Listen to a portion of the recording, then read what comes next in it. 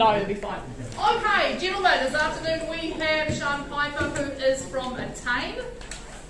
He is a contact I got through Jonathan, who also is at Attain. So Sharn is going to talk us through pitching and hopefully give us some tips and hints on how to write the world's greatest pitch deck and get the finance that you require. So they're all doing their very first pitch in 7 weeks. Okay.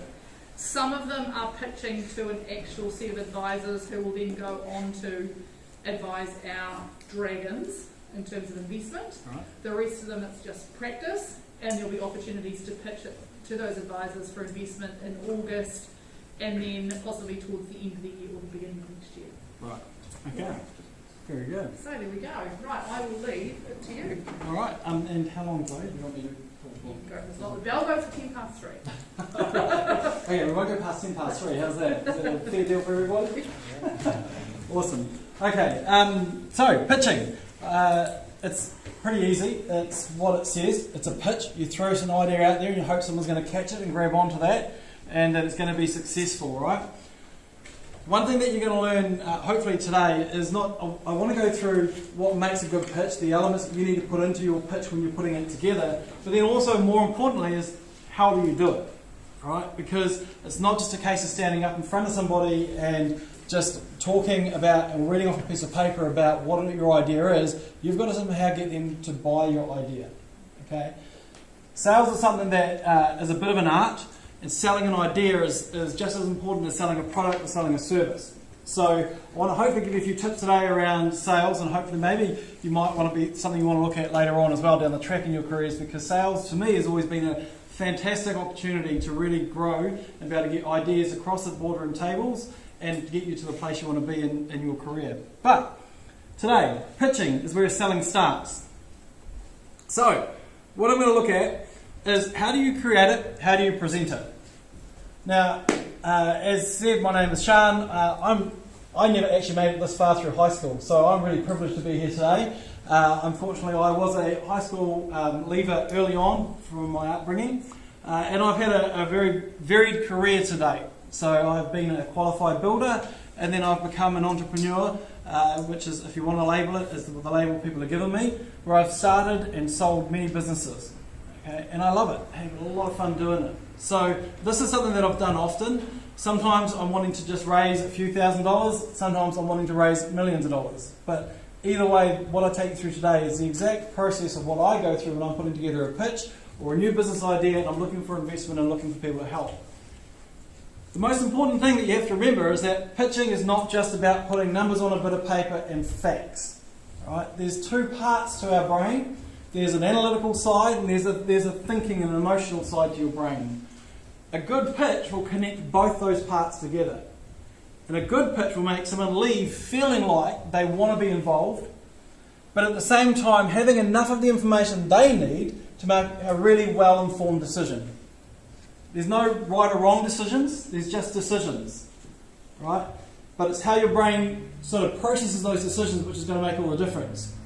If you go to a pitch and you just give them all the facts and you just go through analytically what it is you're going to do and you don't put any heart into what you're pitching, they might invest with you. There is a chance they will.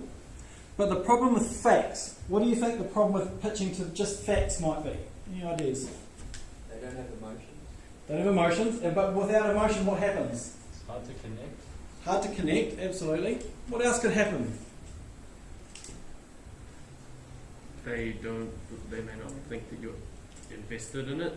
Yeah, absolutely. They might not think you're invested in it. If you're not in it, why should they be? But here's what happens, right? When you're working on your analytical side of the brain, which is where you're pitching facts, and you're just presenting a lot of facts and statistics and the reasons why it's a good idea. When you want someone to make a decision, they won't make it fast if they've just got facts. They'll make a decision eventually. They might say things like, how big is it? How many people are you going to see? How much money are you going to make? How many people are you going to help? How many countries are you going to be in? The thing with facts is that you can keep going deeper. Okay, you're going to be in 20 countries. Which cities are you going to operate in? How many teams do you need? And if you're just working on analytics, the decision-making process goes longer because you need more information to be comfortable that you're going to make a good decision. So unless you're really, really analytical and you've got all that data, most entrepreneurs don't quite have the data at the start, you could be there a long time trying to sell your idea. What happens when something feels good? What do you want to do? Get involved. You want to get involved, right? When you start getting emotions brought into your pitch, and you start to show you're passionate at what you do, and you start to bring feelings into this about how you're going to change the world, and you tell the story of the child whose household that you've just impacted, and how you're going to pull them out of poverty, and they're going to make such a big difference, and they're going to go on and tell others. When you start to bring some emotions into the pitch, all of a sudden there's a feeling that starts to build inside them, and they want to act. Right? They might not listen to all the facts now because they want to make a decision and do something. Like I said, you need the facts to go with the emotion, because what you want them to do is make the decision, but not make it in a point where they make it and then regret it. We call that sales buyer's remorse. Right? So when someone's chosen something because it sounded like such a great idea, but the reality is the facts and the numbers just don't stack up. Right? Now that's going to be a space where they're feeling uninspired. They're feeling like maybe next time you come in with an idea, they're going to definitely say no. So you need to make sure you're bringing both the analytical, the facts, and the emotion into the pitch that you do. So, we're going to look at some things you could do around creating a pitch. What are the key elements you need to make sure that will tick off the facts side of the brain? And then we're going to look at the emotions. We're going to look at how do you present it? How do you make sure that it sticks and that you get the yes, because that's what you really want. And in the delivery model, we call this being epic. All right, everyone wants to be epic at something. But being epic is a really simple way to remember how to pitch and how to make sure you can connect with people. All right. Any questions before I start? None? None at all? No? No? All right. Okay. Easy. So, preparation. This is the most important part of anything you do, right? I think it was Abraham Lincoln that said, if I'm going to chop down the tree and I've got 8 hours to do it, I'm going to spend 6 hours sharpening my axe. I want to make sure that I'm well prepared, that it's going to be as easy as possible so that axe glides straight through without there being too much resistance. Preparation for a pitch is critical. If you turn up to a pitch and you haven't prepared well, people will feel that. They'll see it straight away. And your chances of success are so much less because you weren't ready for it. What sort of things do you think you might need to prepare for a pitch? Any kind of questions that they might ask? Questions they might ask? Yep. Okay. What else? Script or something? Script, you could script it. Yep, absolutely. So you know what you're going to say. What's that going to do if you've got a script? Make you more prepared, no awkward gaps, kind of thing. Yep, so it's going to make sure that you're prepared, that you're a little bit more confident when you're talking. What else might you do? Presentation. You're going to definitely need to put together a presentation, and I'll show you what you need in that. What else? The preparation. Demo. Sometimes, yep. Sometimes you might do it. Sometimes you might not be able to though, right? Because sometimes it might be. Do you know the difference between a prototype and prototype? No. Okay. So a prototype is where you actually build your idea into an actual model, and you can show it. This is what it's going to look like. This is how it's going to operate. You might have one prototype, right? You might have a whole bunch of bugs in it, but that's it. A prototype is a real agile way to get an idea off the ground, where rather than build a cell phone and show this is what it's going to look like, you might just pick up a bit of wood and draw the cell phone on it and say, that's it, I want you to envision it, right? It's not actually going to be anything that's working. Okay. But yep, so you might need a prototype or a prototype. What else might you want to prepare? There's one really important thing that you need to think about before you walk into a pitch. What you want to get out of it. That's brilliant. That's the second most important thing. What's the first most important thing? Spot on. Who you're talking to. The who in any part of business is the single most important thing. If you want any business to be successful, you've got to know who. Who is your customer? Who is your audience? Right? So when you're pitching a business idea, the who is the most important thing. You have to know who's going to be in that room. What are their levers? What motivates them? What makes them tick? Are they driven by money? Are they driven by changing the world?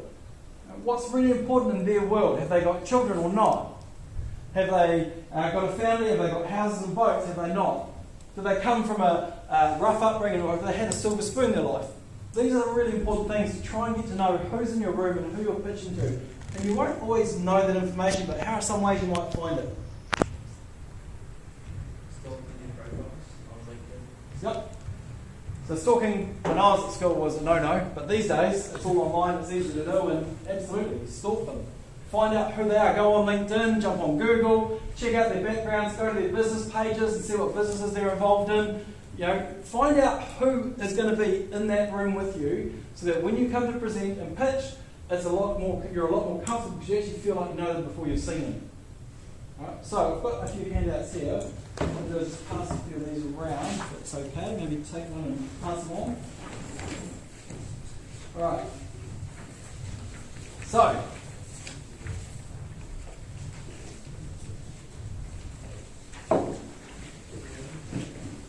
when you're putting your business idea together and starting to put your pitch deck together, where you need to start is you need to start your idea with the why. Right? So have all of you read the Simon Sinek book, Start With Why? Okay, there's a book that you should take a note of and write. It'll be brilliant for you. Start with why. Why are you wanting to do what you want to do? Why are you wanting to pitch this? What is it about your idea that's going to help people buy into it? If there's no reason, if there's no why behind it, why would they want to buy into it? Right, so it has to have a cause, it has to have a mission or a vision of some sort that's bigger than you. Right? Then, why do you want to do it, particularly? So when you're giving your pitch and when you're putting it together, you need to be able to answer that question. Why do you want to do it? Is it just to make some money? Who would like to just make some money? You know, I've started many businesses, I just wanted to make some money, and there's nothing wrong with that. Is it because you want to impact your community? Who would like to make an impact in their local communities? Cool. Right. Why else? Is it because you want to set up maybe something for your own future? Who wants to do that?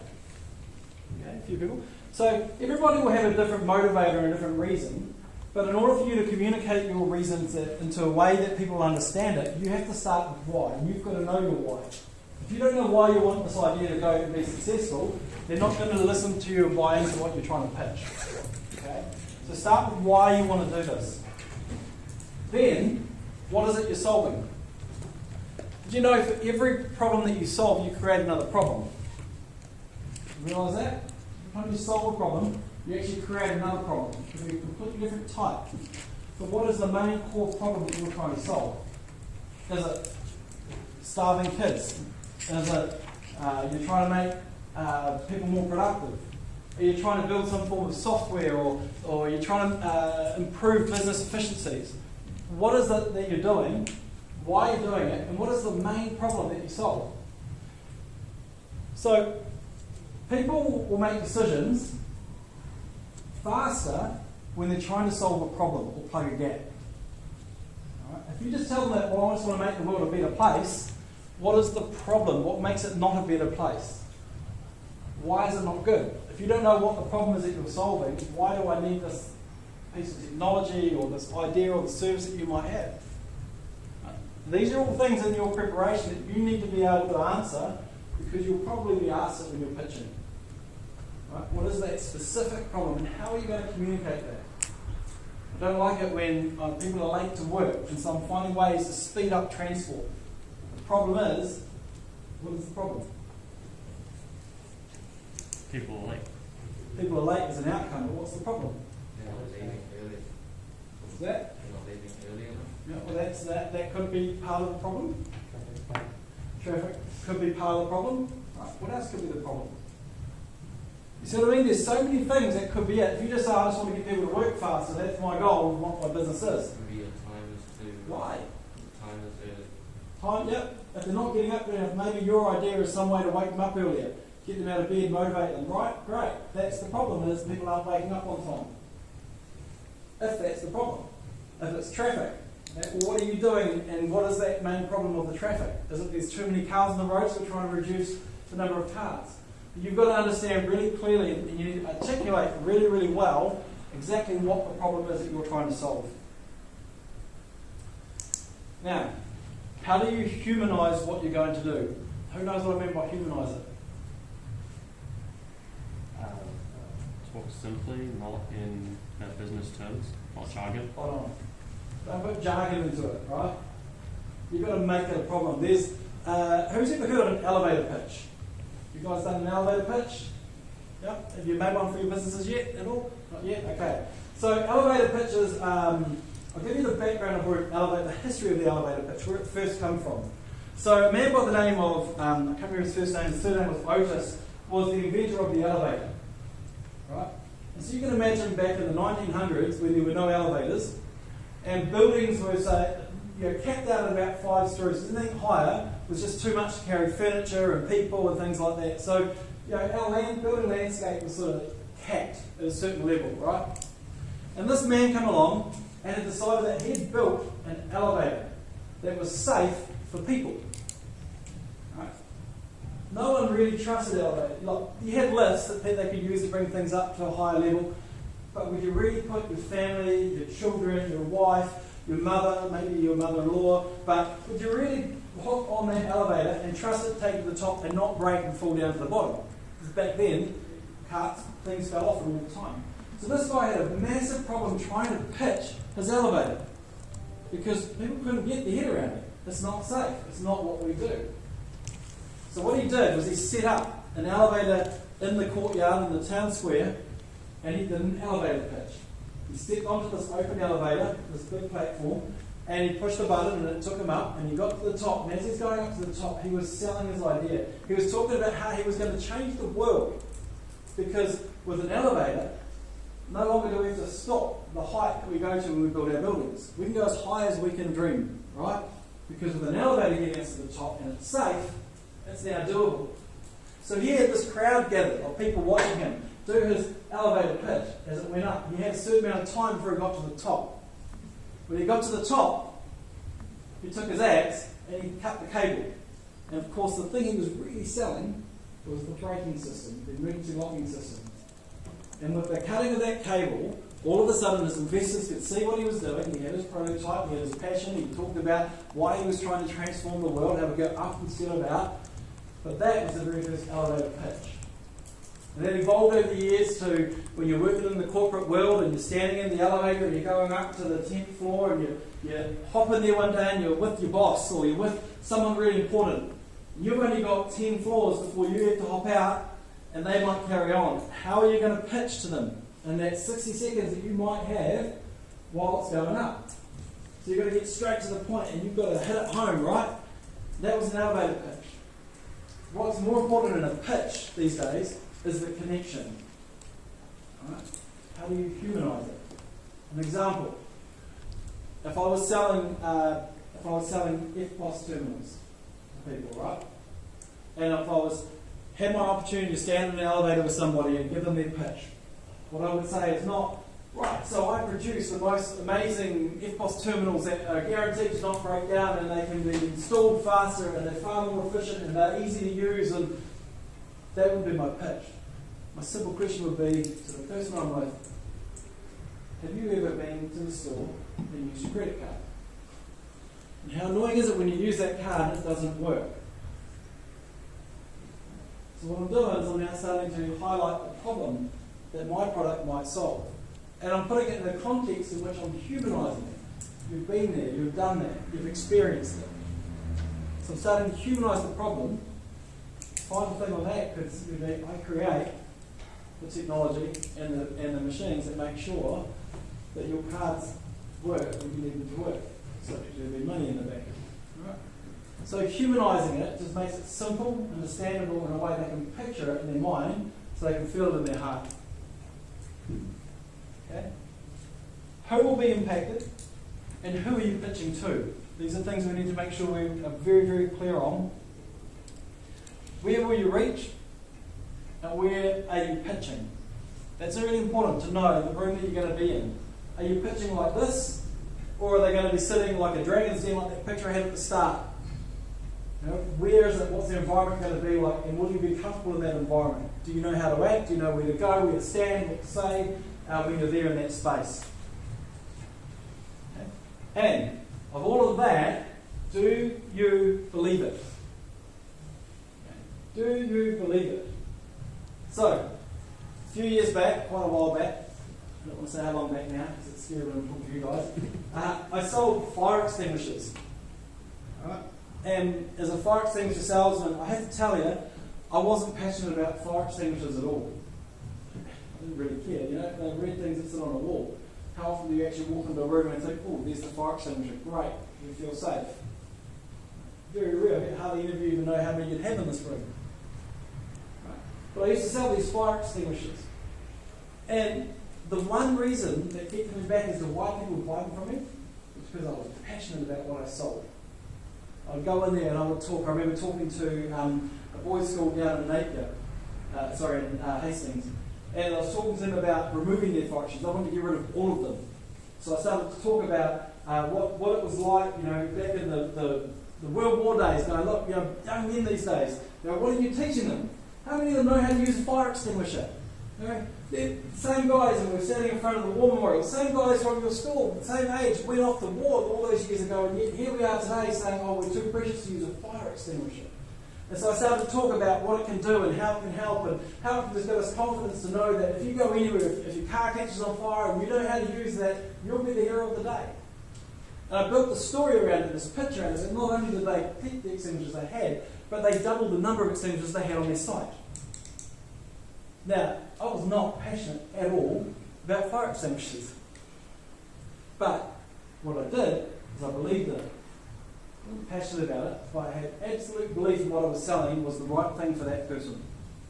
Right? The decision they were going to make to remove them wasn't right. But I knew, even though I wasn't passionate, I absolutely believed what I was telling them.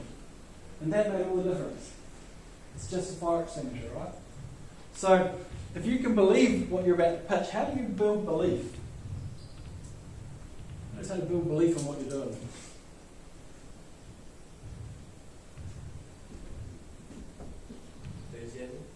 Enthusiasm, yep, one way. Maybe a connection to the problem. Connection to the problem, absolutely. Yep. What else might you do? Explain in detail how you're going to solve the problem. Yep, so that's an analytical way of trying to understand and get confidence that you can do it. Absolutely. Convince them. Convince them. Belief is built inch by inch, right? And it starts with the fact that your brain, the way your brain's wired, your brain doesn't know the difference between fact and fiction, right? It only knows what you tell it. Right? So you're not born and your brain has all the answers, and every time you look at something and go, oh, that's right or that's wrong, you train it to believe what you want it to believe, right? So belief is built first and foremost by yourself. You've got to look at your product, you've got to look at what it is that you're about to pitch, and you have to believe that it's going to solve that problem. Not only that, you have to believe the problem is big enough to warrant solving. And if you don't have belief along the way, it's going to be really, really hard to sell it to somebody else. So belief is really, really important. Doesn't mean that things pop up that try and knock your confidence and knock your belief. I've had plenty of businesses which have come along and we've taken hits and we've lost money or things haven't gone as well as they could have. And you sit there going, am I doing the right thing? But the only person that can answer that is myself. So I'm a massive believer in actual positive, speaking it back. This is the right thing.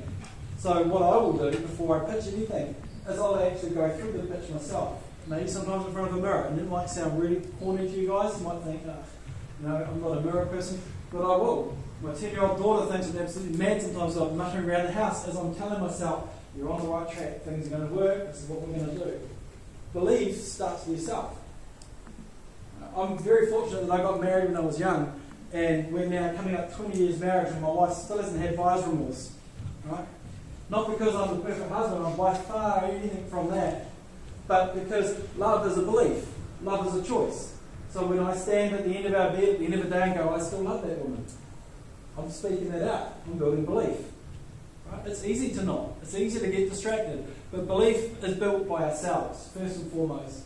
And then by people around us as well. There's plenty of people around us that will want to pull us down as we go through these entrepreneurial journeys. So, with your deck, you need to focus it on what's important to the audience and what's the most important thing to them, not so much to you. You've got to see it from their perspective. What do you think? So when I talked earlier about knowing who's in that audience, this is what I mean by this, right? there's a lot of talk about being authentic, and I'm not saying don't be authentic, but I'm saying authentic is rubbish. Right? Because if you wake up in the morning and if you've done your teeth and brushed your hair, now maybe not all of you do that. I know my son's 14 and I'm still trying to get him to do that. But if you do that on a regular basis, right, you're trying to present yourself well for those people around you, which is a good thing to do. Right? You dress in your uniform because you come to school and that's what's expected of you, right? I dress for who I'm about to see in a day, and I make sure that I'm going to be received well. So I'm always thinking about other people and other people's perspectives. If I just wanted to be authentic, I would have turned up here today in my sandals and my shorts and going, guys, who cares, you know? And I could have my hair all over the place and just, right? So I'm not talking about not being true to yourself. That's different, right? But you need to make sure that you're what the person you're seeing needs you to be. And one little tip on how you present yourself, because part of when you do your presentation, you need to make sure that you're presenting really, really well. And how you look, right? People are going to see, they're looking at you. If I'm going to invest in you, and you turn up and your shirt's aren't tucked in, your tie's not done properly, maybe you're not wearing the right uniform, maybe you're not dressed appropriately. First thing people are going to say is this person serious? Okay? You need to look at what else is it that they're looking for. If you're pitching to an audience that is very data focused, maybe it's a group of accountants that you're pitching to, you need to make sure that you are ticking all of that data box, the analytical side. If you're presenting to people that are maybe entrepreneurial in the way, in their nature, that they've grown their businesses, they're people with big ideas, then in that case, you might be more emotional, to the need, etc. So again, you can alter your pitch depending on who you're pitching to for it to be more successful. The other thing that you need to make sure of when you're doing your pitch is that it has to be built on a really good, solid business case. Alright? If you've got a great idea but you can't monetize that idea, you've still got work to do. You have to have a good, strong, robust business case, a good reason for them, because if they're going to give you money, they're expecting something back. And something else you need to think about when you're putting your pitch deck together, when you put your slides together, they need to go in an order, like in a sequence that makes sense. So think about storytelling. Have you guys written stories and things before? You write essays, right? Things like that. There's a structure to it. There's a beginning, a middle, and an end. Okay? What is the journey you want to take these people on? What do you think would be at the beginning?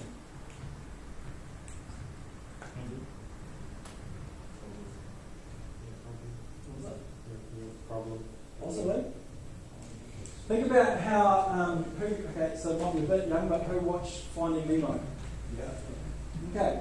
Think about how Disney makes their stories, right? What the structure is that they use, or Pixar makes their story structure. Yeah, we did this. Like, there's a character, he has a problem, he meets a guy, the guy gives him a map, and then he either fails or succeeds. That's one way, but think about how Nemo started. Started off with a happy family. He was living his life. There was this man, this fish, he was living and swimming in the ocean, living a great life. But then, and there's the moment of change. Something happened. And that, and then, and now. Right? So you build a story that people want to buy into and walk through. It's the same thing when you're pitching. You've got to take people on a journey, because if you're sort of all over the place, they're not quite going to capture what you're wanting to sell them. But if you can take them on that journey all the way through, start with the story. Start with, what is the problem you're going to solve? Absolutely, but how do you tell that in a real human way? Talk about it. Have you ever experienced when? Well, we probably all know somebody who. Well, that one time when your wife went, or your husband did, or your partner said. Right? So things that they can connect to is really, really important. Okay. So, the slides that you put through will take them on a journey, and it's really, really key that they're in the right order. But in that worksheet I've just passed around for you guys, it starts with your audience. So you can have a look through that worksheet, and there's some basic questions on that, right? So, I'll share this one. We're going to do on there. Okay, so this is just a basic template. You can make your own up, right? But I thought I'd give you something practical that you can take away and use for when you're putting it together. But you need to think about each individual that's going to be in the audience. Are you going to have one person, or is there a group of 4 or 5 of them? If there's 4 or 5, you might need to do 4 or 5 copies and find what the common things are between them. Right? But what I'll be asking is, what do they care about? And if you don't know, how would you find out? Ask them. You could ask them, yep. If you know them and they're going to be in the room before you get there, certainly asking some questions along the way to them. How else might you find out? Social media? Yeah. Yep. What are their likes and dislikes? You know, what things are they into? Cats. Right? They love cats. Right. Now we've got somewhere to start. Might add a cat somewhere along my pitch deck. Who knows? Right? But at least it's a starting point. Right? What are their biggest challenges? What are they facing? So what are they looking for? Okay. Are they conservative or innovative? What do you think the difference is between the two? Being innovative can be risky. Yep, so innovative might be a risk taker. The thing is, the conservative will also be a risk taker. But by being more conservative, what are they looking for? They're looking for to make sure that it's a validated risk, right? So how would you validate the risk? Analytics, more numbers, more data to back up, more research to show the market size, the number of buyers, the average value that you're going to get for it, etc. Are they theoretical or doers? Do they want to know thinking behind the idea or just the outcomes? Okay. If you were pitching to me, all I want is I want the bullet points, get to the point, because my time is precious and I don't have a lot of it. So if you're going to give me a really long-winded pitch, I'm probably going to switch off very, very quickly. And that's a big mistake a lot of people make. They go into pitches thinking that everyone's the same. So everyone needs 50 slides in order to make this work. It's not the case. Some people just want a high level, this is it, and will send you the supporting data later. Right? So sometimes you have your appendix that you can give out at the end of it. Right? Are they money focused? That's really important. You'll get some people who are really, really money driven, right? And you'll get some that aren't. So if they're money focused, what do you need to show? Financial statistics. Financial statistics? What else? What sort of in particular would you show? The return, absolutely. What's the return on investment and what's that payback period? Right? And those are two figures that you might want to make note of, because regardless of who you pitch to, return on investment and payback period are very, very important for an investor. Right? So in other words, when am I going to start seeing money coming back and what time frame? Right? Am I going to be making 10% a year on this, or am I going to make 10% overall? Am I going to make it in 1 year or in 5 years? Right? I just need to know what that looks like. Are they interested in social impact and the environment? Because you could be pitching them the best business opportunity, but if it's going to destroy the planet, they may not be interested. Right? Are they technical and want to know how things work? Because if so, you might need to show them. You might need the prototypes and the prototypes, a way to break it apart, break it down and show them exactly how it comes together. And do they care about the details, or are they interested in headlines only? Like I said, if it's headlines only, then it's more story and emotive telling pitching that you want to give. Now the chances are high, if you're pitching to a group, that you've probably got somebody on both parts of all of that, right? So what are you going to do? You need to meet the needs both, right? It's really important that you make sure for your audience, you meet what they need. So if you want to move, you've got a group of 4 people, you want all 4 people to move, you need to somehow touch enough that all 4 people will. Now it's really hard to do if you've got someone that wants all the detail and you've got someone sitting there going, just give me the highlights, right? So how would you do that?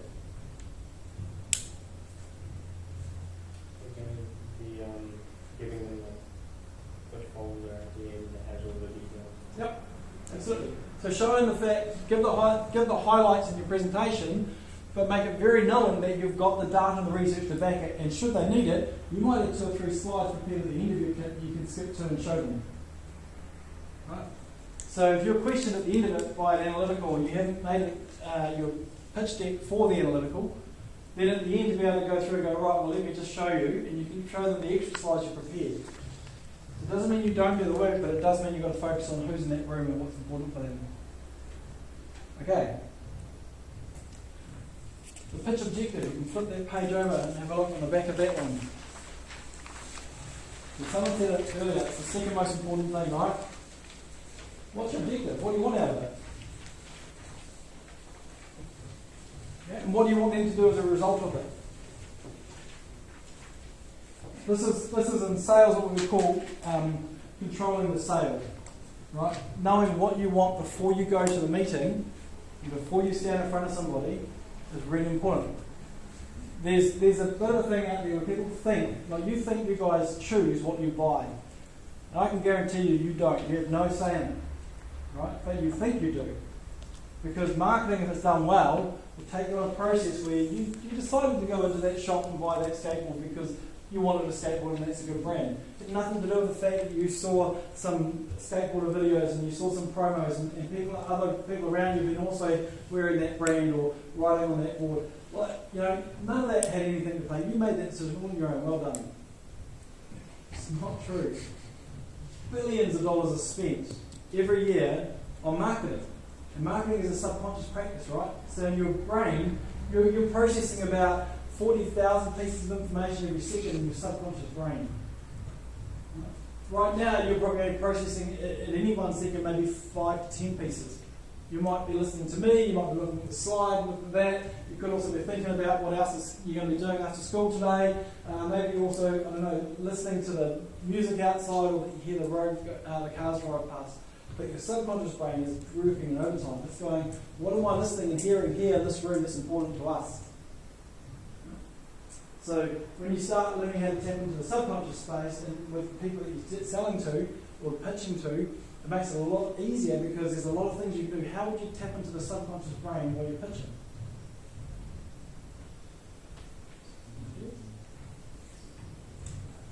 Like keywords, maybe? Could be keywords, could be the type of language you use.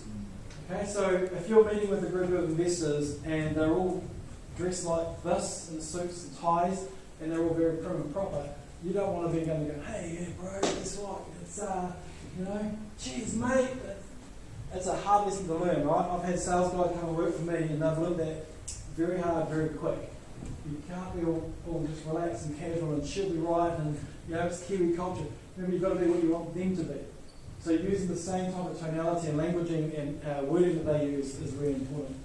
How you dress is important, right? Again, like I said before, it's what people see. Now, knowing what you want to get out of that pitch is important because what it will do is help guide you when you're putting it together to at the end ask the single most important question you need to ask. What would that be?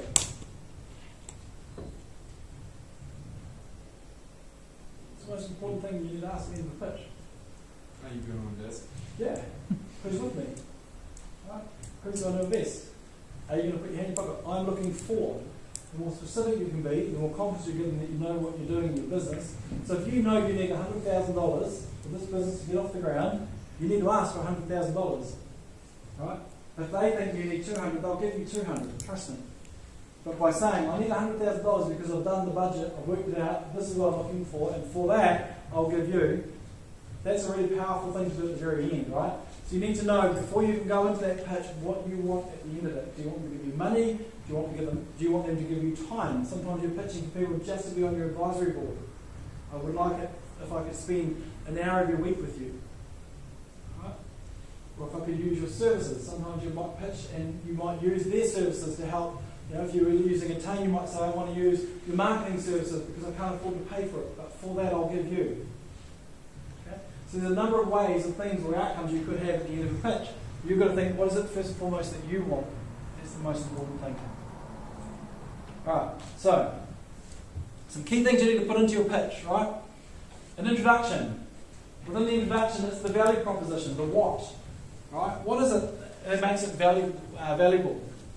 Okay? And why would anyone want to do this, right? This is you're setting the scene for what you want to do. You then want to talk about the problem. How often does this happen? When does it happen to you? Have you experienced this before? Whatever the problem might be. Then the vision, the why. This is happening time and time again, and it just breaks my heart every time I see a child go home and they haven't had the food they needed through the day, and they're hungry and they're sitting there and they're, whatever your why might be. The who. This market is massive. It's not just happening here in New Zealand. This is happening in Australia, in America, in Asia. Where is it happening? Or this is a really niche market. It's only here in New Zealand. In particular, it actually happens on the East Coast, in this city. to this many people. It could be as niche as you want it to be, right? The solution, how? What's your business model? How robust is it? Okay? This is now where it's the numbers and the team behind it. Have you got a team or is it just you? Okay? The opportunity is again the financials, coming back to how are they going to make money out of this? Or if it's not money, how are they going to increase their reputation? How are they going to make it so that they're going to feel really, really good about what it is that you've done, right? Or they've invested with you. And finally, the competition. Who else is doing this? Is this unique to just you? Right? And the ask. Does that make sense? I'll take you through a few of these, right? So, in this here, this is where you should really introduce your deck, explain, get a bit of an agenda. So what we're going to do today is, right, and I showed at the very start of this one today, I said there's two parts to this. One is creating it, one is presenting it.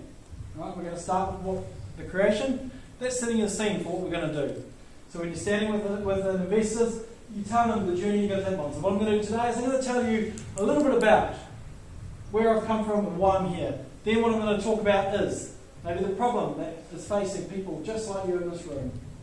And then the idea, the solution. And then I'm going to show you how we can monetize that and make it work together and be successful. Would that be alright with you? Now, did you know that when you ask someone a question, would that be okay? You're actually more likely to say yes if you ask it directly out loud like that. Right? If you wrote it down and put it on a piece of paper and asked the question, they could just say no. Send people an email, they'll say no. When you ask a question out loud, direct to somebody, even in their head, they're more likely to say yes. Right? The reason that they are likely to say no when there's no one, when you're putting it written, is because it's easier to say no than it is to say yes. But if you ask directly, you don't want to let the person down. So asking for permission along the way as part of your pitch is actually really key. Asking them questions gets their brain starting to think about what you want them to think about. If you just talk to them the whole time, they will dream off about what they're doing after that. They're going to think about other things. But if you start asking them, so what about the time when? They're now thinking about what your solution is or what it is that you're trying to solve. So, here, you need to introduce you. You need to be real. You need to be vulnerable. People will invest in people. Alright? So vulnerability is actually the fastest way to build trust in any situation. So being vulnerable is about being open, about putting your heart on the table, showing some passion, showing some belief in what you're about to present to them. Okay? The next thing is being unique. Alright? What's going to set you aside and what are the alternative solutions? Do you have anything unique in the technology that you're trying to do? Have you got some unique partnerships or agreements in place? But you've got to find what's the unique thing to you that sets you apart from everybody else. So, you'll see the page with the Tesla on it, right? This is how you define and build a bit of a value proposition about being unique. And we're going to go through that again in a little bit more detail. So, when you think about it, the value proposition of that Tesla Model S, right? An electric car you will love to own and drive. That's their value proposition.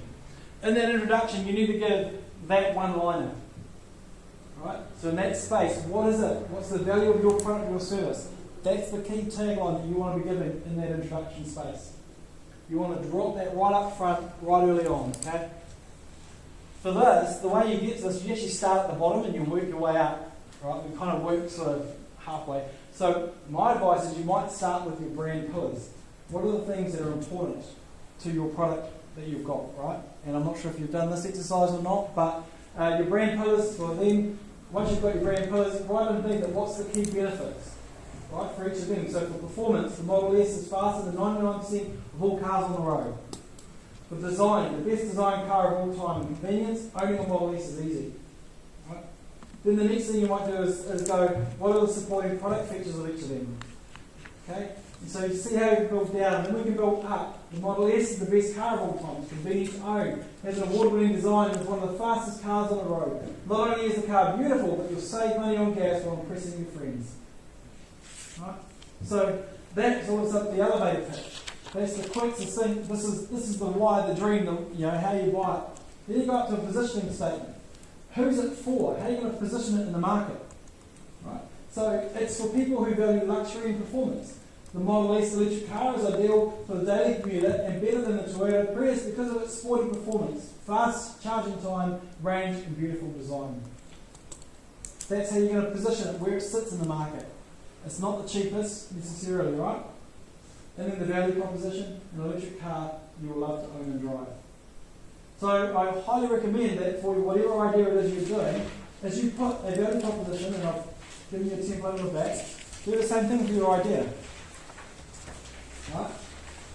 Because this will help you see how you position yourself in the market. It will help you understand what is the value that your product or service has that your competitors don't. Alright.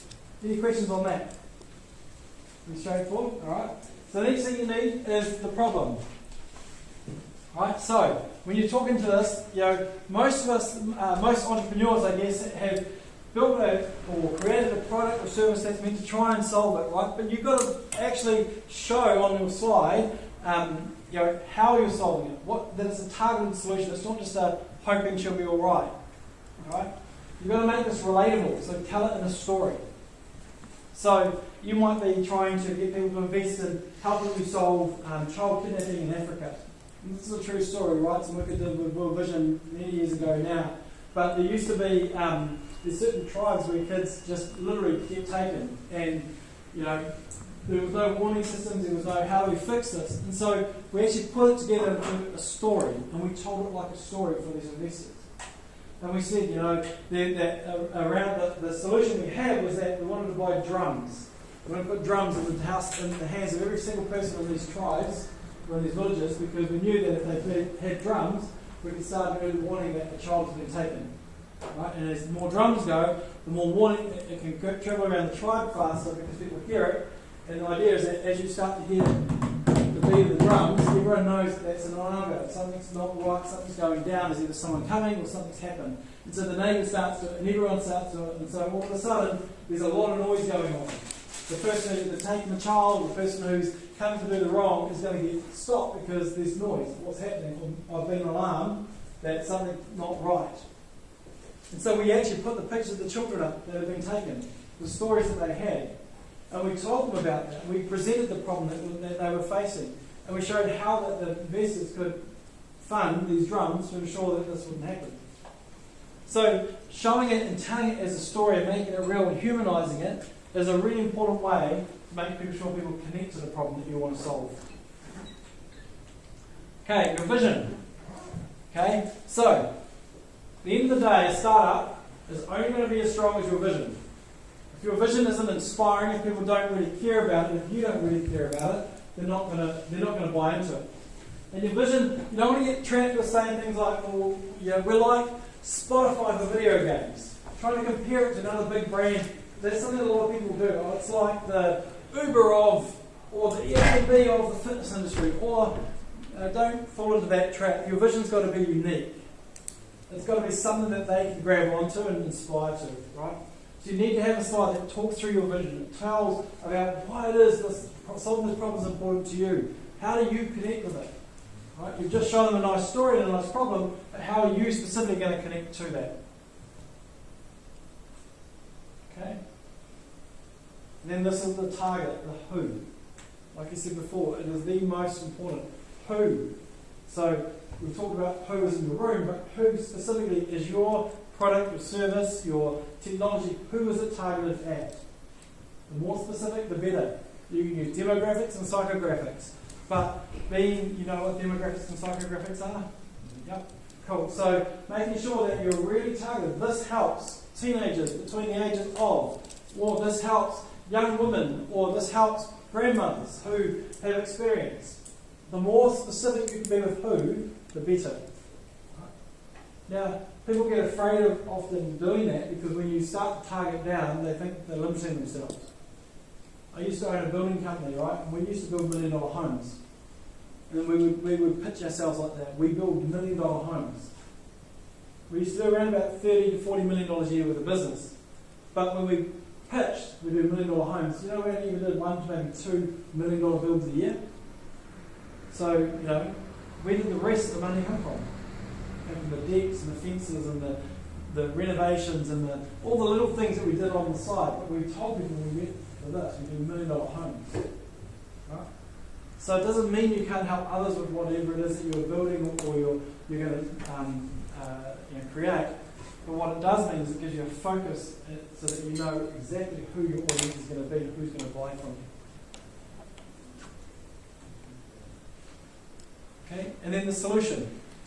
You need to show them how you're solving that problem. You've talked about the problem, you've talked about who you've got it for, you've talked about your vision to solve it, but how exactly are you going to solve it?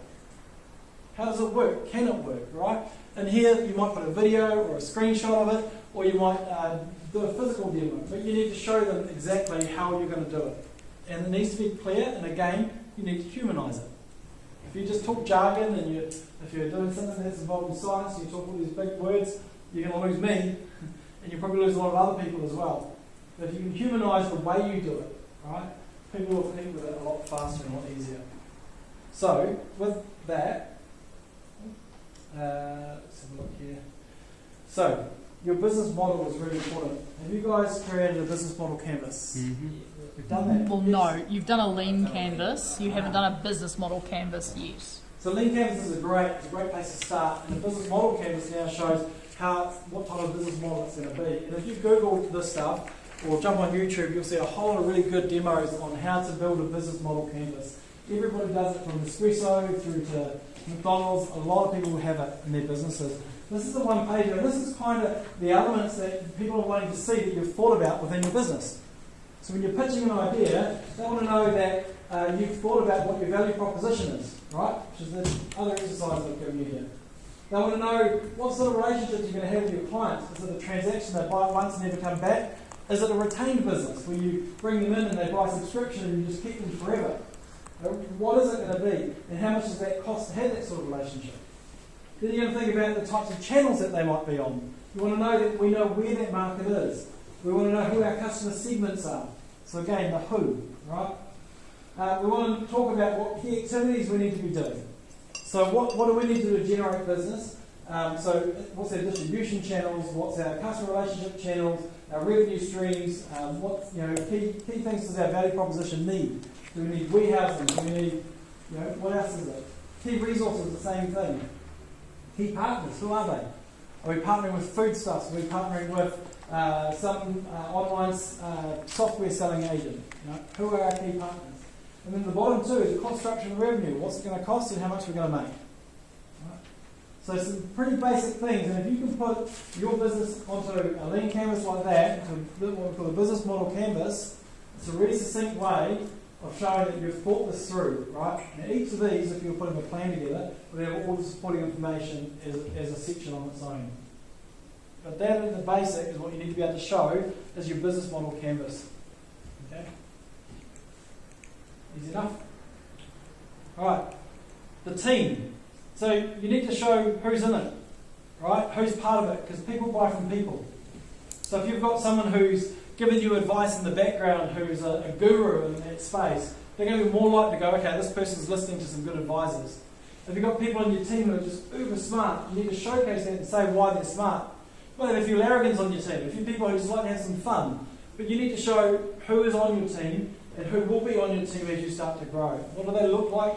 Where do they come from? And what expertise do they have?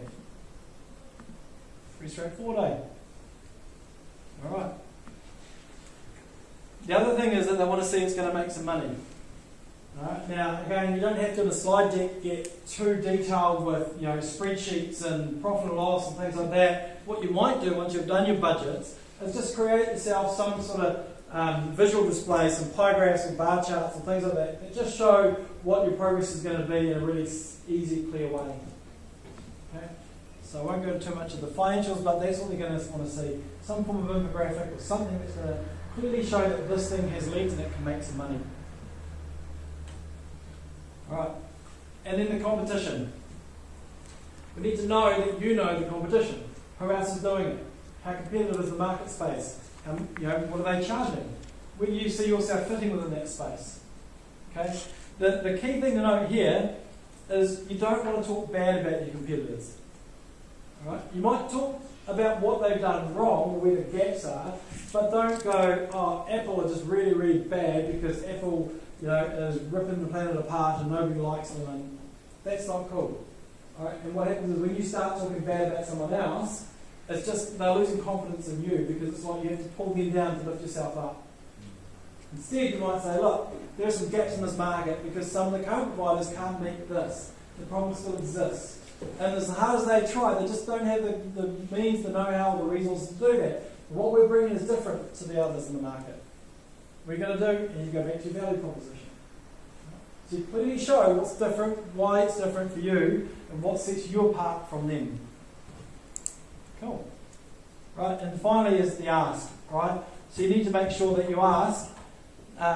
You need to give a good explanation of what it is and what you're looking for. Exactly. Okay? The more you know what it is you want, the easier it is for them to say, yes, we can do that. You might ask for 100 grand, they might only want to give you 10 grand. That's okay. At least you ask for 100. They might be sitting there going, I want to give you 500,000 for this. That's fine too. They'll tell you. But you need to be really clear. If they're going to give you 500, you might say, well, I need to stop and think about that because I need to know where I'm going to use that.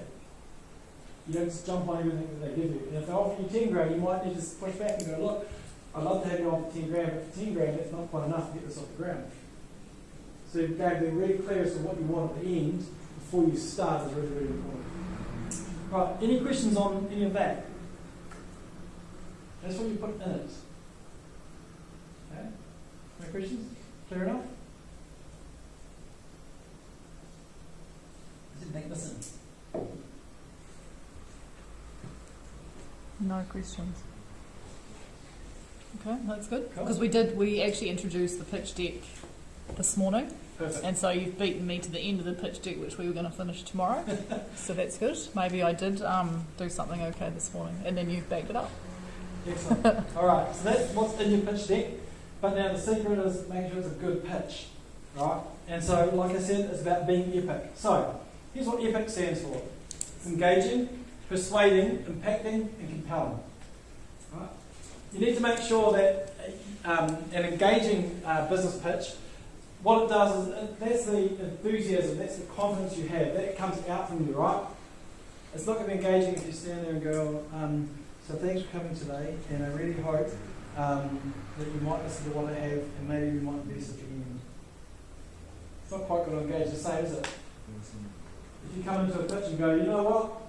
This is going to be an absolutely phenomenal time today, because I know that by the time you leave this pitch today, not only will we have talked about a major problem that is facing each and every person that's in this room, but that problem has been going on for years and it's been driving people apart. I and the team that I'm going to show you today have come up with a way that not only will solve that problem, but that problem will feel like, why did we ever have it? And you're going to want to be part of this because it's going to be life-changing and it's going to change your entire world. What's the difference? Confidence. Confidence? Yep, absolutely. Right? Bit of confidence, bit of enthusiasm in what I'm doing. I'm not just stuck behind a podium.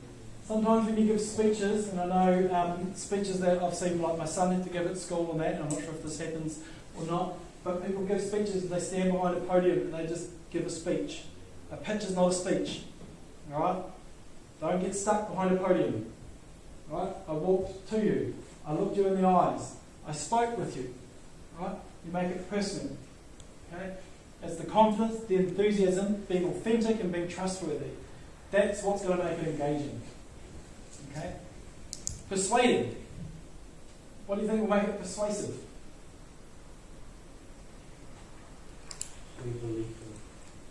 Yep, belief. Understanding context. Urgency, right, is really key. And ownership. How can we own this problem and how can we own the audience? Right? So again, it's confident. It's making sure you know what it is that you're solving and that you know your pitch inside out. Okay? And if we go to impacting, what creates impact? Emotive language, hand signals, eye contact, presenting yourself with your body rather than just your voice. Absolutely. Right? Delivery, content, simplicity, control. Right?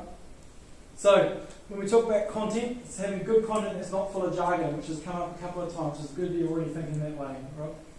But then delivery and simplicity of that delivery in a way that's going to be effective and memorable for them is really important. And control. Not thinking you've got to rush, but just taking control and going, you know what, let's just pause and think about that for a moment. These are the things that will leave an impact. When you've told a problem and you've explained that problem in your pitch, don't rush over it. Just pause. Think about that for a moment. How often does it actually happen?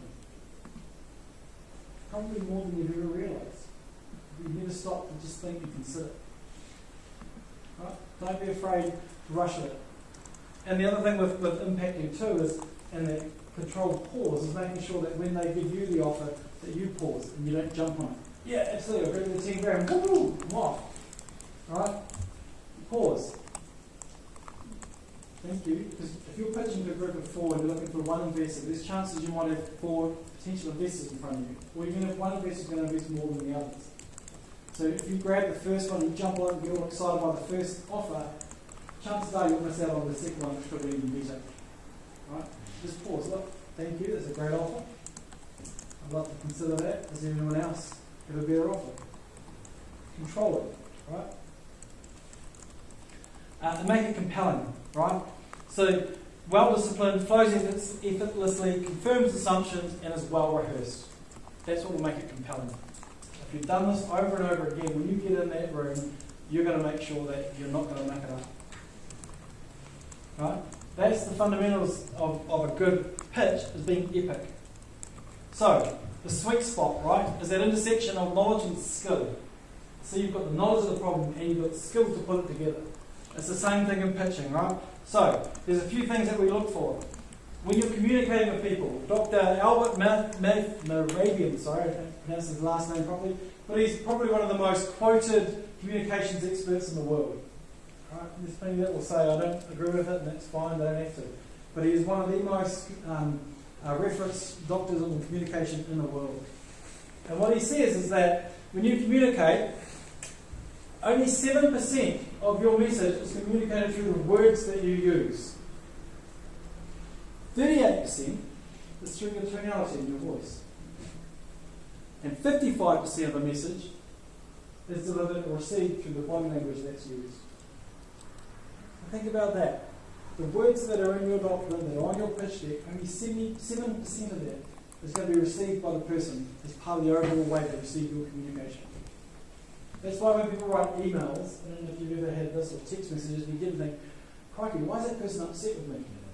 Right? But they're not. When you talk to them, they're laughing, going, no, I was just, whatever, seen it and left my caps lock on. Or, the voice to text thing didn't work properly. They're not actually upset at all, because the words don't communicate the full message. But body language communicates the most. Right? And if you can combine body language and your tonality, that's where you want to be delivering it. 93% of your message is going to get across. What's the tonality? What's that? Okay. Oh, like how fast you talk or Yep. silent. Yep.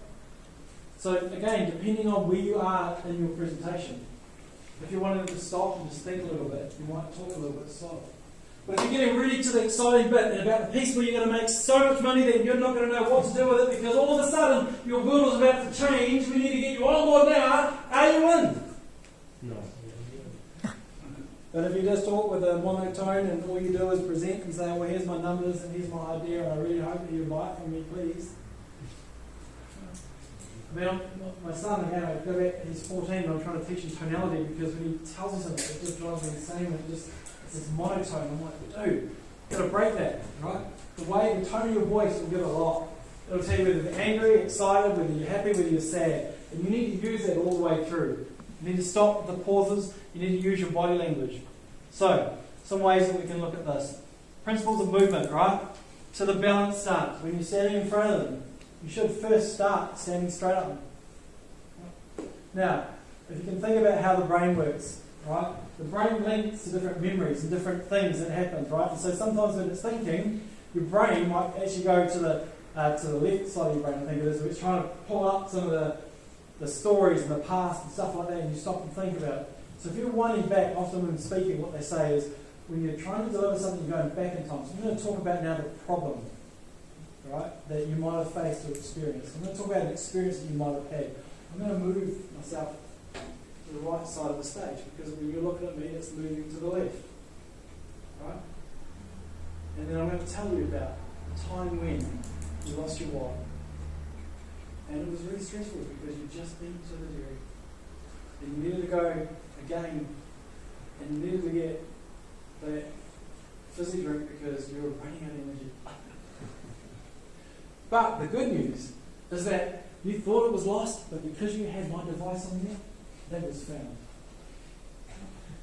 So you move from one side of the stage to the other. So moving and using the stage and using the audience and getting amongst them is really, really important, right? But you operate from a home base, so you want to bring them back, because I'm just thinking you want to deliver a story of loss. So all of a sudden we've been found. But you know what? Now I'm going to come back and talk about what we're here to focus about. So you operate from a home base. Okay? Right? Start, move, stop. Right? Start your story. It's that time when. But then things started to happen. Now, what I want you to picture is, right? So you're stopping when you're wanting to think about what you're about to say. Does that make sense? It's a bit of practice in that. Because a lot of people get up in front of a crowd and just want to stand there. Or they just want to hide behind the podium and hope that nobody notices them. Right? But unless you wet your pants, get out. Right? And actually walk amongst people. Okay. The other things that you can use is your hands. Right? Hands play a big part when you're presenting. So if you're trying to present something and you want them to think about it, or it's a really concise idea, you might bring your hands in nice and close and small, right? But the way that you move your hands on stage, and when you're trying to tell a story, don't get stuck. Right? Things are never this big, because what tends to happen is people do this, they get these arms that just don't loosen up, and maybe you don't want to show the sweat stains from the stress that you got, and that's cool. But you know what, when you're on stage, who cares? They're not looking at your sweat stains, they're looking at you. And I said a lot of stuff happens in the body language. The more open you are, the more you believe in what you do. Your hand movements make a big difference. Right? If you keep them closed like this the whole time, closed body language says that maybe you're not quite confident in what you're doing. But if you want to show confidence, you've got a big idea, you've got to be prepared to go big with your arms. Right? Because this is what they're watching. They're watching what you're doing. Right? Don't be afraid. Don't be, oh, if you go out there. We go over here. This is the journey we're going to go on. Oh, your numbers will go up. Your numbers are going to be through the roof. Right? So it tells a different story, right? So you've got to use your hands and your body as part of your body language, as part of your messaging, to make sure that it's coming home, because it's the difference between just watching someone stand there the whole time, right? And even if they're moving around like this, but their hands like this, or they're in their pocket, it's nowhere near as engaging as if I actually got my arms out. So come on guys, let's go on this journey together. We can do this together, right? With your investment, with your help, I've got the idea, I've got the team to make this happen, but we can do this together. So the bigger your hands are, the more you use your hands, the more you will engage with the audience. But when you really want them to think, that small thing, keep your hands close, bring them back in. Okay? Right, and when you're resting, like I say, don't rest with your hands in your pocket. Right, so I'm waiting now for my pitch. I've got my pitch, I've done my ask, who's going to give it to me? Don't put your hands in your pocket. Right?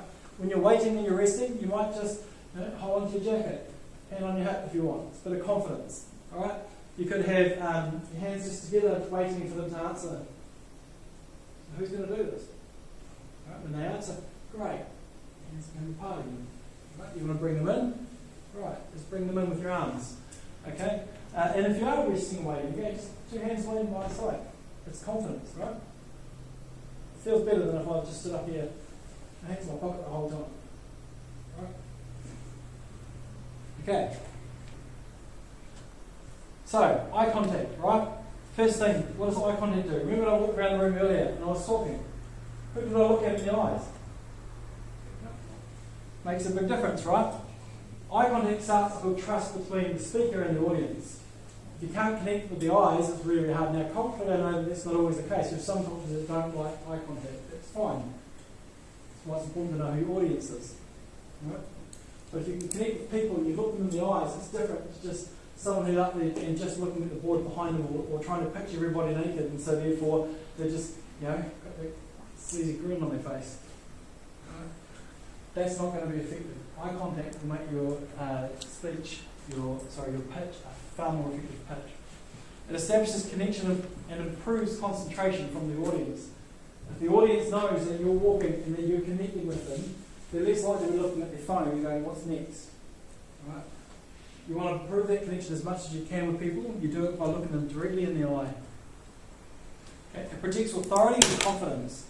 I'm looking in the eyes, I'm not just not believing what I'm saying. It's a good idea, I think it could work. Man, this is a great idea. You need to be on the boat. Because if you don't get on board with this, man, you're going to miss out. You might also want to think about this, because this is the once in a lifetime opportunity. And if you don't make a decision today, it could be the worst decision of your life. But if you join up with me, you can see the numbers up here, we can make this work. I know that with the people in this room, we can make it happen. Not different, right? Eye contact will bring them into what you're trying to do. Okay? And it communicates honesty and integrity. If you have found someone lied to you, they don't want to look you in the eyes, right? You want to make sure that I believe what I'm doing. I believe in my product. I believe in my business idea here so much so that you need to be part of this. Cool. So, vocal image, right? Use appropriate inflection, ups and downs. Talk about a high, go high. It's serious, and you need to think about it. It's the problem. Bring it down. Use your voice, right, to portray your message. Pause, right? Pause and then confirm.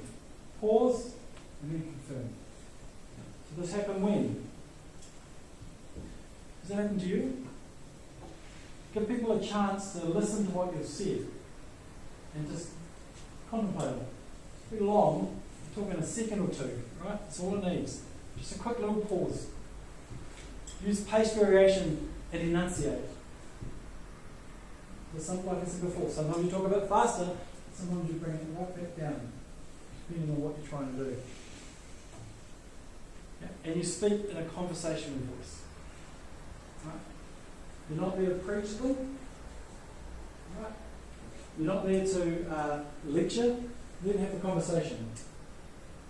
Think about how you would have a good conversation with them, a robust conversation, an intelligent conversation. The type of conversation you're going to have with them in the day today. All right. So, that's me. Too easy. Who's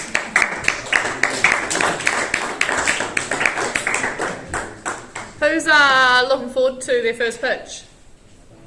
Who would really rather curl up and die? Yeah, I would too.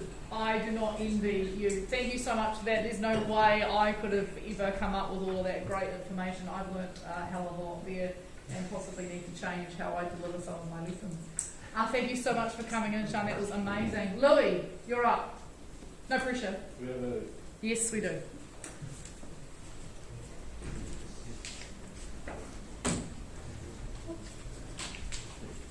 know the drill. Just on behalf of the boys here, just want to say a big thank you. All your information's been pretty useful, and I'd like to come up with some time. Thank you. Cheers, mate. Much appreciated. Thank you, guys.